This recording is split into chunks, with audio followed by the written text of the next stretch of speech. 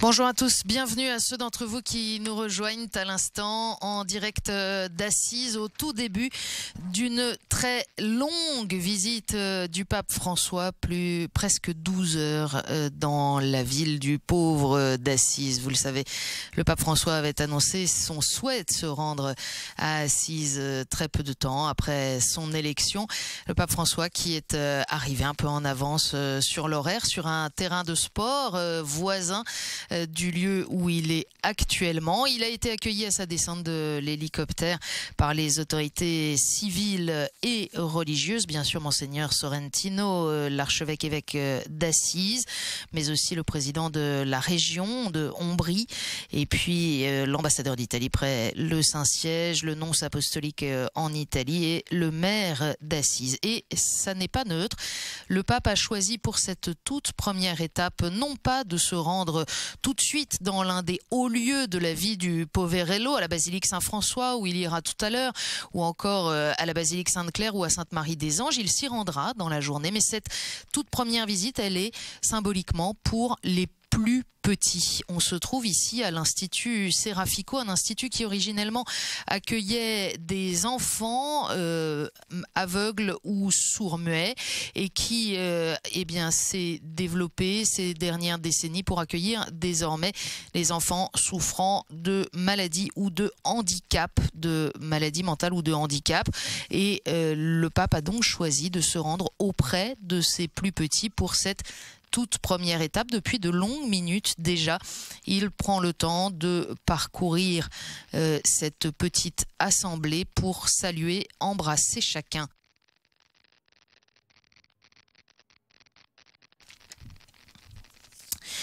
Voilà, première visite d'une journée que l'on attend très forte. Vous vous souvenez que dès les premiers jours de son pontificat devant la presse, le pape avait expliqué le choix de son nom de François par le fait que, à mesure que les votes se concentraient sur lui, son ami, le cardinal brésilien Claudio Humes, qui était assis à côté de lui dans la chapelle Sixtine, l'avait réconforté et lui avait glissé un conseil en lui disant « N'oublie pas les pauvres ». Cette parole avait confié le pape lors de l'audience qu'il a accordée aux journalistes 3 jours après son élection.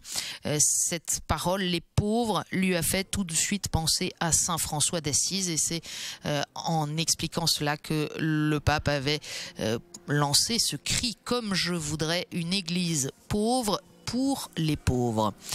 Le pape qui est ici à Assise, accompagné d'une délégation dans laquelle on trouve les 8 cardinaux archevêques résidentiels de différentes grandes villes du monde, des différents continents, les 8 cardinaux qu'il a choisis pour le conseiller, ce conseil qu'il a institué de façon pérenne voici quelques jours, et ce conseil qui est appelé en particulier à l'aider à réfléchir sur la question de la gouvernance de l'Église et de la réforme de la curie. La salle de presse du Saint-Siège indiquait hier que cette réforme de la curie est dans les mois à venir. Il ne s'agirait pas simplement d'un aggiornamento, mais plus profondément d'une refonte ou peut-être d'une nouvelle constitution Pastor Bonus, une constitution appelée à remplacer la constitution Pastor Bonus qui fixe aujourd'hui le mode de fonctionnement de la curie romaine. Il est clair que cette visite du pape François à Assise souligne bien entendu la radicalité des appels de l'Évangile. Après cette première rencontre avec les enfants malades et porteurs de handicap, le pape se rendra à l'évêché dans la salle du dépouillement, là où le Poverello s'est délesté de ses vêtements devant son père en signe de renonciation aux biens terrestres. Les 2 premières visites du pape ce matin, donc les enfants atteints de maladie ou de handicap, et puis juste après, les pauvres, les personnes en situation de précarité, les personnes qui bénéficient aujourd'hui du soutien de la Caritas du diocèse d'Assise. Évidemment, le pape François se rendra aussi dans les lieux symboliques de la ville, le petit monastère de San Damiano, où il effectuera une visite privée. C'est là, selon la tradition, qu'en 1206, Saint François, priant devant un immense crucifix qui est aujourd'hui installé dans la basilique Sainte-Claire, a entendu cette invitation du Christ: va François, répare ma maison. Le pape se rendra d'ailleurs aussi dans la basilique Sainte-Claire pour prier devant ce crucifix de Saint-Damien, dont une réplique géante a été installée sur la place devant la basilique Saint-François, là où le pape tout à l'heure, en milieu de matinée, célébrera l'Eucharistie.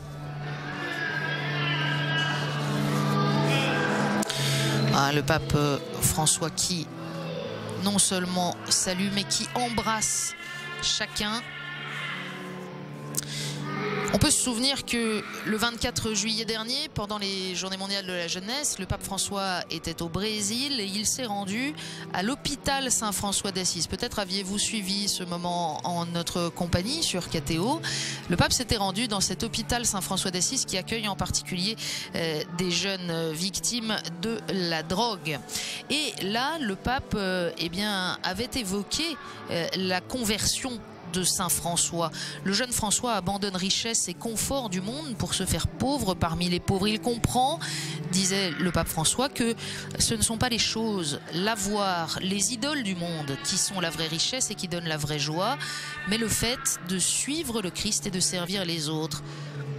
Mais le pape François avait ajouté la chose suivante: peut-être le moment où tout cela devient concret dans la vie de Saint François d'Assise est moins connu. Et ce moment, c'est quand il embrasse un lépreux. Ce frère souffrant, exclu, a été médiateur de la lumière pour Saint François d'Assise, comme on peut le lire dans l'encyclique Lumen Fidei. En chaque frère et sœur en difficulté, nous embrassons la chair souffrante du Christ. Et le pape ajoutait: nous avons tous besoin d'apprendre à embrasser celui qui est dans le besoin. Et nous voyons sur ces images depuis de longues minutes maintenant François mettre ses paroles en action. François est un pape qui embrasse.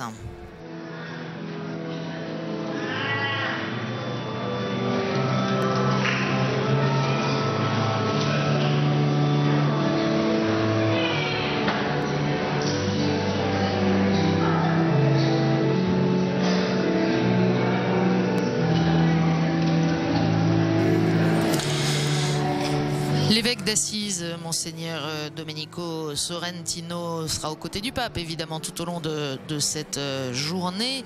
Il a expliqué à un certain nombre de reprises ces derniers jours le sens de cette visite que le pape François lui-même a détaillé, dont François a détaillé les intentions dans une lettre qu'il a adressée à Monseigneur Sorrentino.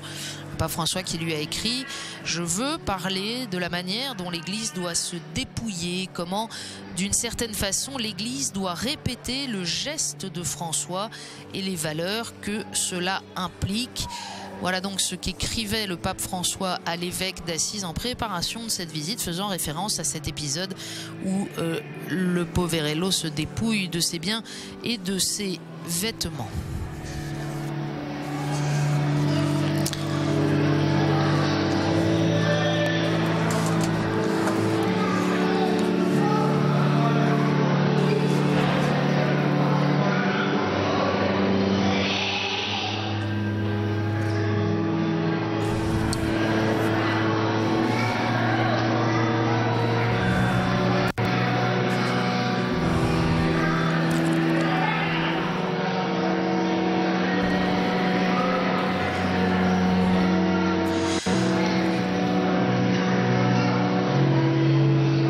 Le temps de la rencontre pour chacun et avec chacun. Le pape François souriant et détendu, manifestement plein d'énergie au début de cette très grande journée dont il a fixé avec précision le programme. Alors c'est difficile à percevoir évidemment puisque nous sommes là dans l'enceinte protégée de cet institut Serafico, mais il y a une certaine effervescence évidemment ce matin dans la ville d'Assise. Depuis 4 heures ce matin, les pèlerins commencent à affluer. Les prévisions les plus enthousiastes attendent au total plus de 100 000 personnes aujourd'hui à Assise. La configuration des lieux ne permet pas évidemment de très grand rassemblement en un lieu unique. Et donc, des écrans géants ont été installés sur l'ensemble du parcours que va accomplir le pape François dans la ville pour permettre à ses pèlerins de suivre les différentes étapes de cette journée.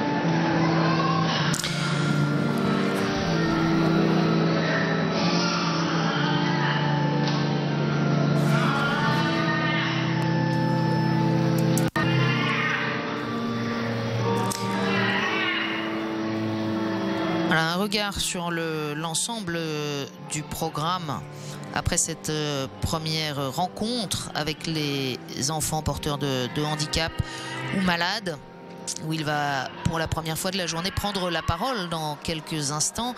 Le pape rejoindra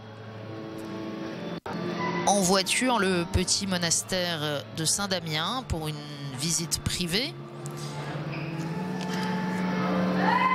Et après un temps de prière, il ira ensuite à l'évêché d'Assise pour une rencontre donc avec les pauvres et les personnes bénéficiant du soutien de la Caritas.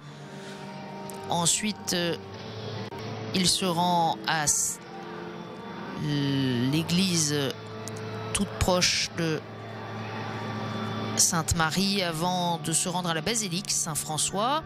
Il va prier bien sûr dans la crypte devant le tombeau du Poverello avant de ressortir pour célébrer la messe à 11 h devant la basilique d'Assise. Au terme de cette célébration en fin de matinée, le pape descendra du village d'Assise en voiture jusqu'au centre d'accueil de la Caritas pour un repas avec les pauvres qui sont accueillis au sein de cette structure. Il se rendra ensuite à l'ermitage des Carceri, situé au-dessus d'Assise. Monastère construit sur des grottes où venait prier Saint François. Selon la tradition, c'est là qu'il aurait particulièrement conversé avec les oiseaux. Un peu après 15 h, dans la cathédrale Saint-Rufin, le pape présidera une rencontre avec le clergé, les personnes consacrées, les membres des conseils pastoraux du diocèse, auxquels bien sûr il s'adressera. Et puis ensuite il est attendu vers 16 h 15 à la basilique Sainte-Claire. Il ira prier à la crypte devant le tombeau de Sainte-Claire. Il priera aussi devant le crucifix de Saint-Damien qui est désormais dans cette basilique et s'adressera aux sœurs Clarisse cloîtrées. Direction ensuite la basilique Sainte-Marie-des-Anges au pied du village d'Assise pour saluer les jeunes qui l'attendent là. On attend plus de 12 000 jeunes de la région. Il ira prier en silence dans la petite église de la Portioncule remise en état par Saint François en 1209 qui se trouve aujourd'hui dans la nef de cette basilique. Ensuite aura lieu le temps de rencontre avec les jeunes où le pape répondra aux questions qui lui seront posées par 4 d'entre eux. Enfin, dernière étape de cette longue journée, le pape se rendra au sanctuaire du Rivo Torto, la basilique qui s'y dresse est bâtie à l'emplacement des petites maisons de Saint François et de ses tout premiers compagnons. Et c'est tout près de là, vers 19 h 15 en principe, en tout cas selon l'horaire théorique, que le pape remontera à bord d'un hélicoptère en direction du Vatican.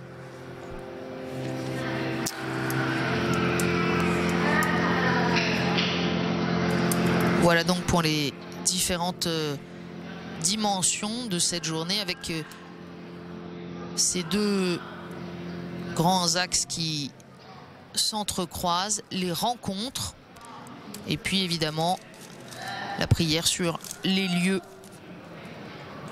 phares de la vie du Poverello.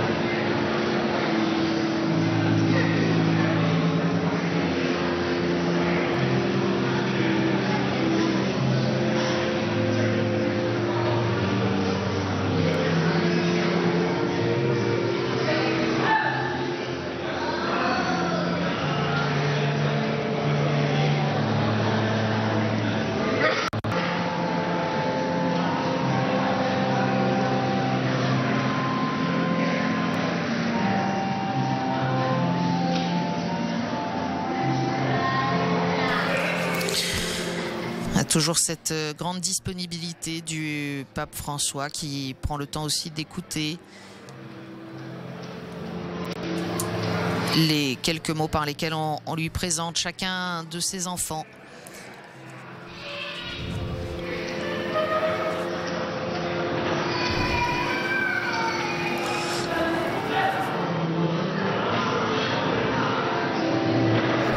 Cette journée arrive au terme d'une semaine particulière.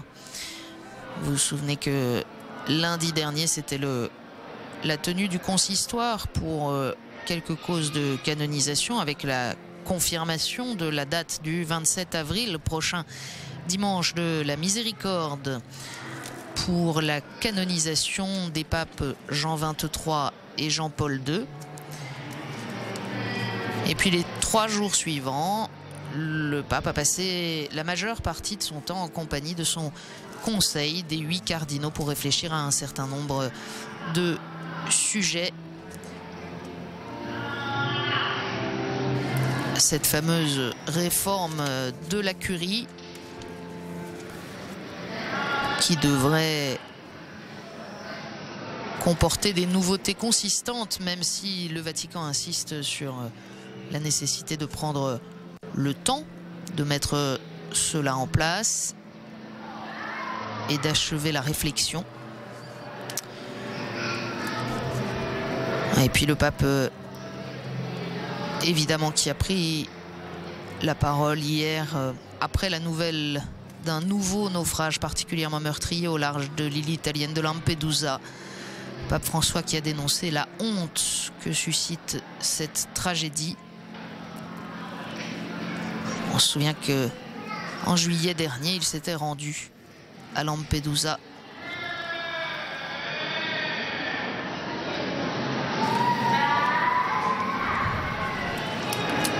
Hier, le pape s'adressait aux participants à un congrès organisé par le Conseil pontifical Justice et Paix sur l'encyclique Pacem in Terris de 1963, signée par Jean XXIII, et le pape François a rappelé à cette occasion qu'il ne peut y avoir de véritable paix si l'on ne travaille pas pour une société plus juste et plus solidaire. Il faut dépasser les égoïsmes, les individualismes, les intérêts de groupe, et cela à tous les niveaux, a redit le pape hier à l'occasion de cette audience.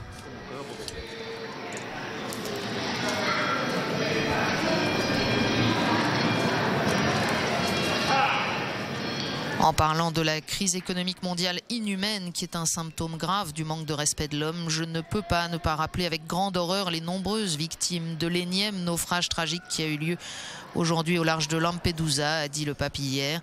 Et c'est le mot honte qui me vient à l'esprit. C'est une honte, a-t-il martelé.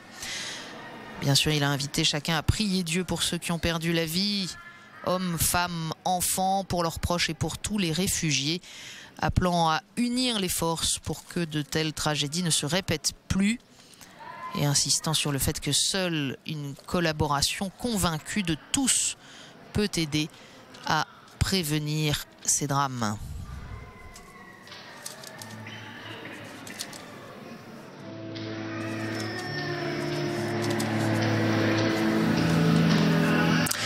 Quand il s'était rendu à Lampedusa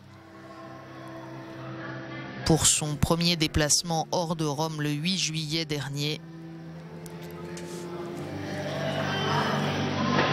le pape avait souhaité pleurer ces morts de l'immigration, jetant une couronne de fleurs à la mer en mémoire des victimes de ces naufrages. Et il avait avec force demandé de mettre un terme à la mondialisation de l'indifférence.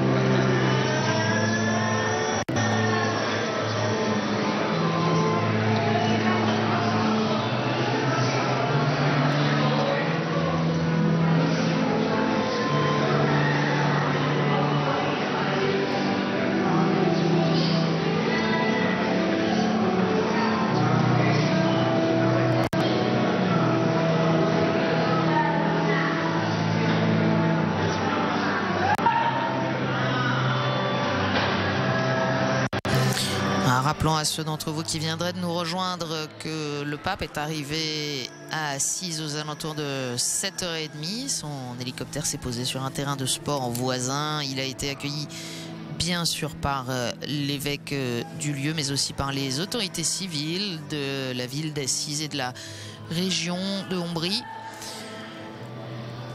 Et s'est rendu tout de suite ici à l'Institut Serafico qui accueille des enfants porteurs de handicap ou de maladies. Et depuis lors, eh bien, il salue et embrasse chacun de ces enfants ici dans la chapelle de l'Institut.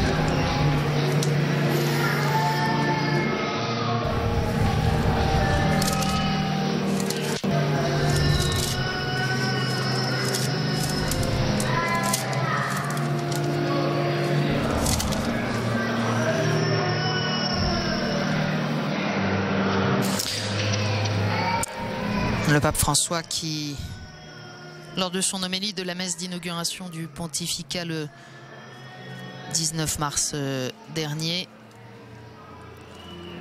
insistait sur la tendresse. Nous ne devons pas avoir peur de la tendresse, disait-il. La tendresse et l'humilité, ainsi que le respect de la création et la famille.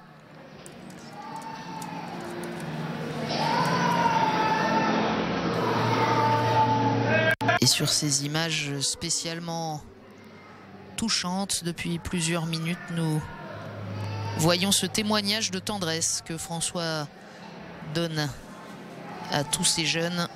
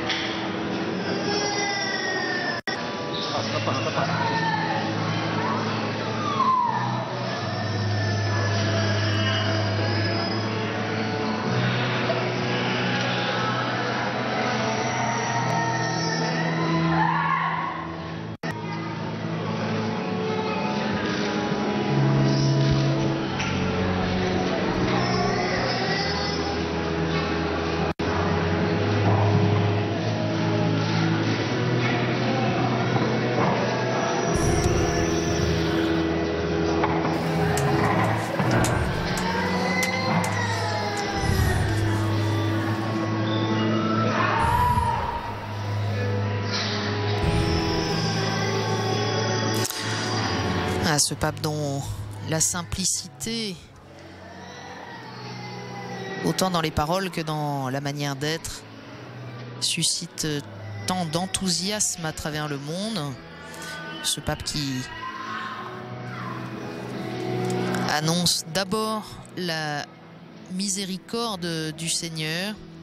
Ce pape qui invite l'Église à sortir vers les périphéries du monde d'aujourd'hui, à sortir d'elle-même en tout cas,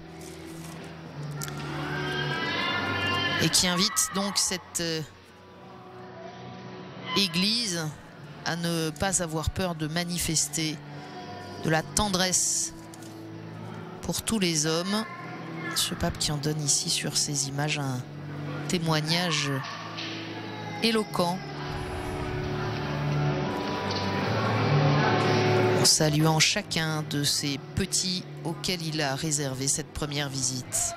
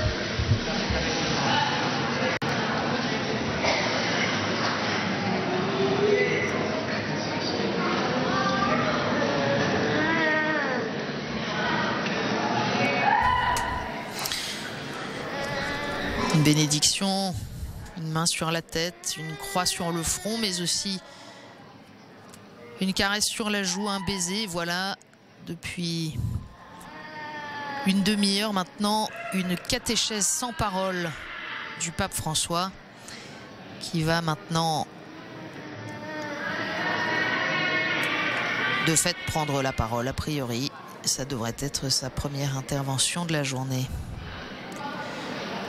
Le pape qui est accompagné, vous les voyez sur ces images dans le cœur de l'église de cet institut Serafico, par ces 8 cardinaux conseillers. Donc vous reconnaissez facilement le cardinal O'Malley, archevêque de Boston, qui conserve son habit de capucin. Sainteté, je vous adresse des mots simples de bienvenue et aussi la gratitude de la ville séraphique, auquel j'unis des pensées de grande considération pour l'évêque de Assise. Les lieux de Saint François d'Assise que vous visiterez aujourd'hui sont un patrimoine pour le dialogue de l'humanité. Mais à partir d'aujourd'hui, ces pierres vives de ces lieux vivront des gestes, sont en train de vivre des gestes d'une lumière nouvelle. Saint-Père, nous vous remercions puisque vous avez voulu commencer votre pèlerinage par l'Institut Serafico, une église de charité, une église de charité et de générosité partagée. Ces enfants, chaque jour, sont accueillis et surtout, comme vous nous avez appris aujourd'hui aussi, ils sont embrassés. Parfois, c'est l'accolade qui détermine les mots du dialogue avec nos enfants. Et même vos paroles nous embrassent comme l'accolade qui essaye de donner à nous, ces enfants, un chemin, le chemin du bien.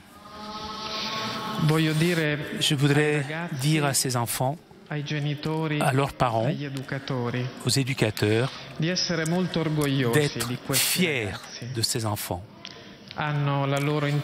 Ils ont leur intelligence créative, leur humanité, leur sainteté.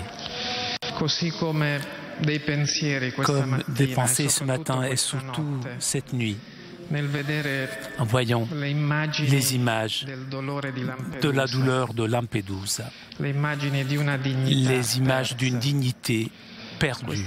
Cette nuit, je me suis posé beaucoup de questions. Que puis-je faire? Que pouvons-nous faire, nous, les institutions, pour retrouver cette identité, pour cette humanité, pour retrouver cette dignité? C'est un jour qui restera dans la mémoire des personnes, des tant de personnes qui vous ont accueillis. Et nous voulons vous remercier, Saint-Père, parce que grâce à vos gestes, ces gestes que vous réalisez, beaucoup de ces personnes qui vous accueillent comprendront mieux l'objectif, le but. Ils comprendront le but, l'objectif de leur propre vie. Ils comprendront la valeur de se donner pour les autres. Nous sommes certains que vos enseignements sur le chemin du franciscanisme combleront de vie la vie et d'espérance l'espérance. Et même l'espérance sera comblée par l'espérance construite avec les gestes de la simplicité. Nous vous accompagnerons tout le long de votre pèlerinage pendant cette journée et nous viendrons aussi vous saluer comme est notre devoir. Lorsque, je crois, Assise ne sera plus la même, Assise, puisque vous, Saint-Père, vous lui aurez donné des nouveaux mots, des nouveaux gestes, nouvelle vie. Et avec ces paroles, avec ces gestes, avec cette nouvelle vie, la ville de Assise devra donner un exemple et devra continuer à parler au monde. Bonne journée, sainteté, et merci.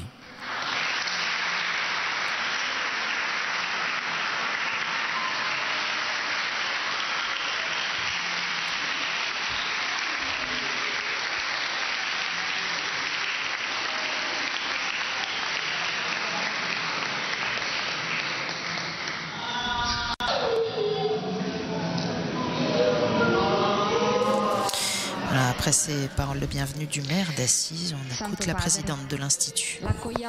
Saint-Père, nous vous accueillons avec une grande joie aujourd'hui, gratitude et émotion dans cet institut séraphique de Assise. Cette œuvre, aux portes de la ville, porte le message de Saint Francis qui s'est ouvert à l'amour avec l'accolade avec les lépreux, l'homme qui souffrait et marginé. L'Institut prend soin d'enfants qui ont plusieurs handicaps et qui viennent de toute l'Italie. Il a été fondé par un frère franciscain, le bienheureux Ludovico de Casoria, le 17 septembre 1871, jour mémorable où Saint François reçut les stigmates, ces mêmes que dans le pensée de bienheureux Ludovico se seraient prolongés jusqu'à toucher, protéger les hôtes du Serafico. Ici, chaque jour, nos frères, prisonniers de l'obscurité et du silence, de l'immobilité, affrontent avec courage et force les défis du handicap. Dans ce chemin, ils ne sont pas seuls. Ils sont accompagnés par le soutien des opérateurs qui accomplissent leur propre service avec une grande professionnalité, mais aussi avec amour, puisque décider de travailler ici, dans cet institut, est tout d'abord un choix d'amour. Nos enfants ne connaissent pas la résignation et tout leur progrès, toute autonomie conquise, même si toute petite, c'est pour nous un rappel à l'espérance, un hymne de gratitude à la vie que nous avons la grâce de vivre chaque jour. Face à leur soif de relation, leur demande d'amour, d'aide, d'amitié, c'est nous-mêmes que nous mettons à l'épreuve, nos craintes, notre capacité d'accueillir. Ils nous transforment. À côté de ces enfants, nous retrouvons les valeurs authentiques de la vie. Ici, vivons entre les plaies de Jésus. Ici, la caritas n'est pas un devoir, mais c'est un privilège, c'est un don. Ce lieu s'appelle Serafico, comme l'ardeur de Saint François, un amour enflammé, créateur, qui s'y projette au-delà de nous-mêmes, vers nos frères qui souffrent. C'est une œuvre de miséricorde, de promotion de la vie, un cantico d'amour, comme disait Ludovico de Casoria. Saint-Père, vous avez voulu commencer votre pèlerinage sur les pas de François, rencontrant chez ses enfants la chair du Christ souffrant. Nous sommes certains que votre visite pourra nous aider à affronter avec un enthousiasme renouvelé le contexte difficile où nous vivons. Nous souhaitons que dans cette période de grande crise économique, ces enfants qui n'ont pas de voix dans la société ne soient pas considérés comme de pierres qu'il faut rejeter et que leurs familles, invisibles dans la société, souvent offensées par l'abandon, et bien que ces familles ne soient pas considérées comme un problème à affronter, mais qu'elles soient reconnues comme les piliers de la vie, capables de soutenir, soigner, assister, aimer. Voilà les familles de ces enfants. Aujourd'hui, plus que jamais, nous avons besoin que ces familles et ces enfants soient gardés avec des yeux différents, comme les pauvres, les prisonniers, les immigrés. Pour eux tout particulièrement, aujourd'hui, notre accolade devient plus forte. La dignité et la vie de l'homme qui est en jeu. Et nous tous, nous sommes responsables et gardiens l'un de l'autre. Personne peut être indifférent. Saint-Père, vous avez voulu embrasser ces enfants et ils ont essayé, et cherché et attendu cette accolade. C'est un témoignage d'amour. C'est le don que plus que tout autre attend d'être partagé. Saint-Père, j'invoque votre bénédiction pour cette œuvre, pour les enfants, les adolescents du Serafico, sur leurs familles, pour tous ceux qui travaillent ici et pour tous ceux qui nous soutiennent. Merci.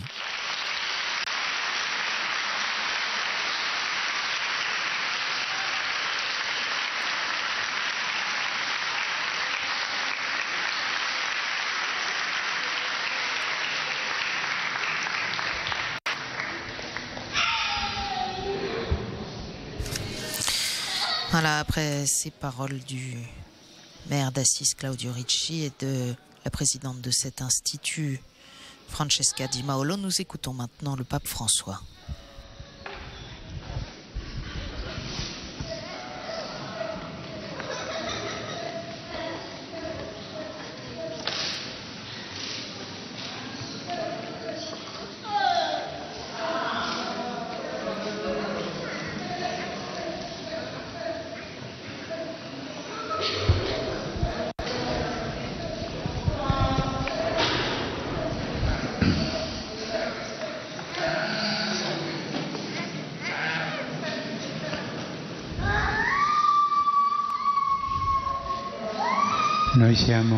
Nous sommes parmi les plaies de Jésus. Vous avez dit, Madame, vous avez dit aussi que ces plaies ont besoin d'être entendues.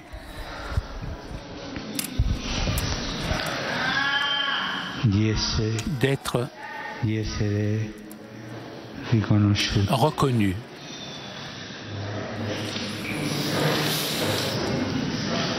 Me vient à l'esprit lorsque le Seigneur Jésus, lorsque il allait, il marchait avec les deux disciples triste. Le Seigneur Jésus, à la fin, il a montré ses plaies et ils l'ont reconnu. Ensuite, le Père, il était là. Mon frère Domenico me disait que ici, on fait l'adoration. Ça aussi, là aussi, on a besoin d'être entendu puisque Jésus est présent. Il est caché derrière la simplicité et la générosité du pain. Et là, ici, il y a Jésus, caché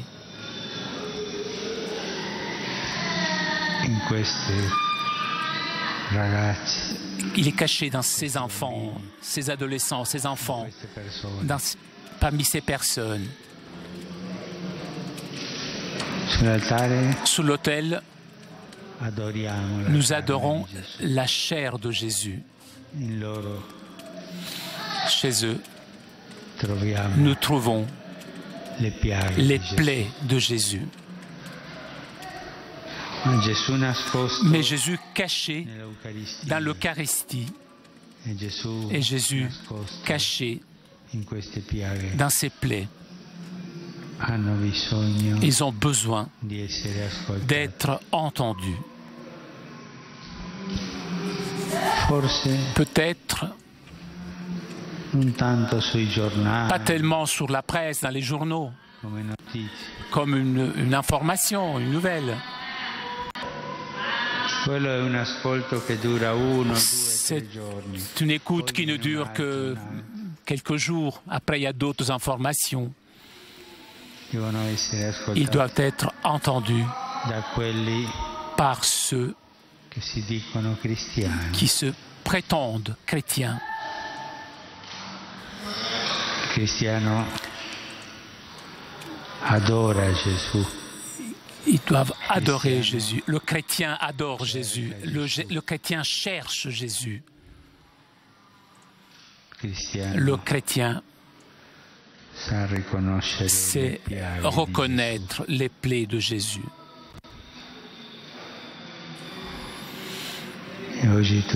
Et aujourd'hui, nous tous ici,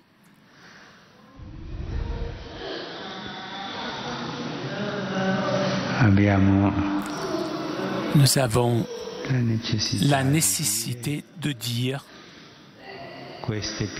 ces plaies doivent être entendues. Mais il y a une autre chose qui nous donne de l'espérance. Jésus est présent dans l'Eucharistie ici, dans la chair de Jésus. Jésus est présent parmi vous. C'est la chair de Jésus. Ce sont les plaies de Jésus chez ces personnes. Mais il est intéressant, Jésus, lorsqu'il est ressuscité, était magnifique, était très beau. Il n'avait pas en son corps des blessures, rien. Il était magnifique. Seulement, il a voulu garder les plaies. Et il les a amenés au ciel avec lui. Les plaies de Jésus sont ici et sont dans le ciel devant le Père. Nous prenons soin des plaies de Jésus ici. Et lui, depuis les cieux, il nous montre ses plaies, il nous montre ses plaies et il nous dit à nous tous, je t'attends.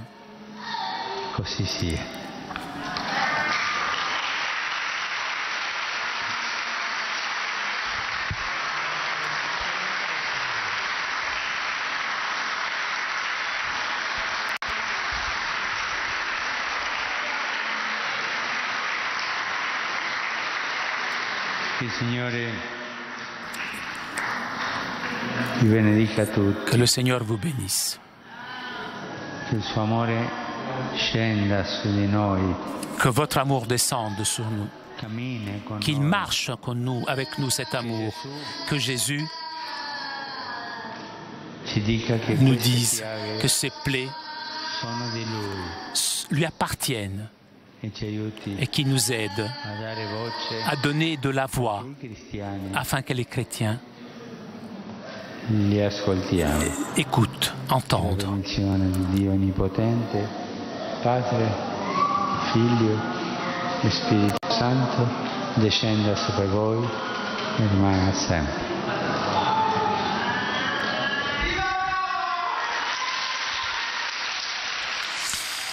Et vous l'avez constaté pour cette première intervention ici, le pape a déjà abandonné le texte préparé pour parler d'abondance de cœur, probablement nourri aussi par ce long temps de rencontre avec chacun des enfants malades ou porteurs de handicap réunis dans cette église de l'Institut Serafico. Le pape qui a souligné que dans cette église où l'on pratique l'adoration perpétuelle, Jésus est présent sur l'autel. Sur l'autel, nous adorons la chair de Jésus, a dit le pape. Mais en ses enfants, nous voyons aussi les plaies de Jésus.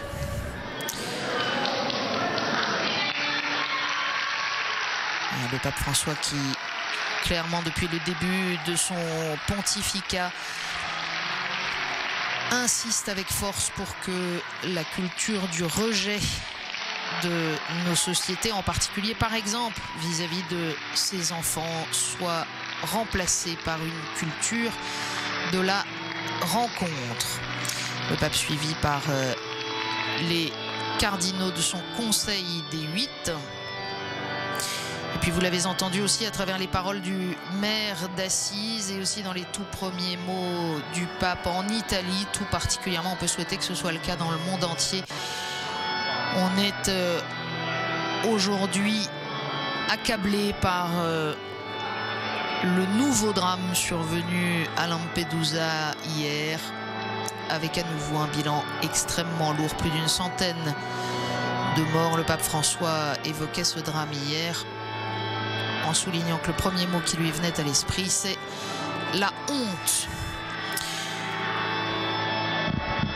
Voilà, première visite pour les plus petits que sont ces enfants malades ou handicapés accueillis par l'Institut Serafico à Assise. Le pape François qui va maintenant poursuivre sa visite. Bien sûr, il faut souligner, on ne l'a pas encore dit, que c'est la première fois qu'il se rend à Assise. Le cardinal Bergoglio, à notre connaissance du moins, ne s'est jamais rendu dans la ville. En revanche, c'est évidemment pas le premier pape. Il y en a 18 qui sont venus à Assise, dont certains de très nombreuses fois, à commencer par Grégoire IX, bien sûr, pour la canonisation de Saint François en 1228.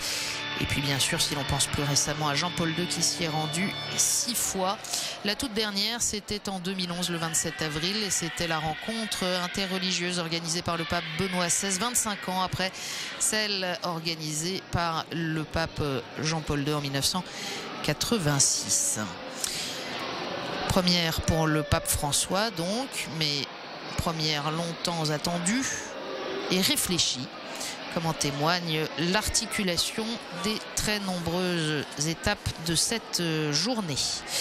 Dans quelques temps, le pape va se rendre au sanctuaire de San Damiano pour une visite privée, pour se recueillir quelques instants en silence dans ce lieu avant d'aller à la rencontre des personnes qui bénéficient du soutien de la Caritas ici à Assise. Et ça se passera à l'évêché et même plus précisément dans la salle du dépouillement.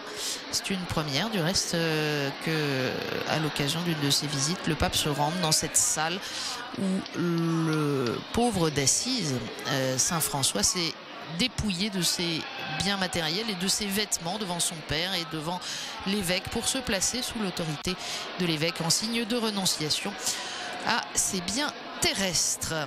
Voilà, je vous propose de nous retrouver donc dans quelques minutes pour la suite de cette journée du pape François à Assise.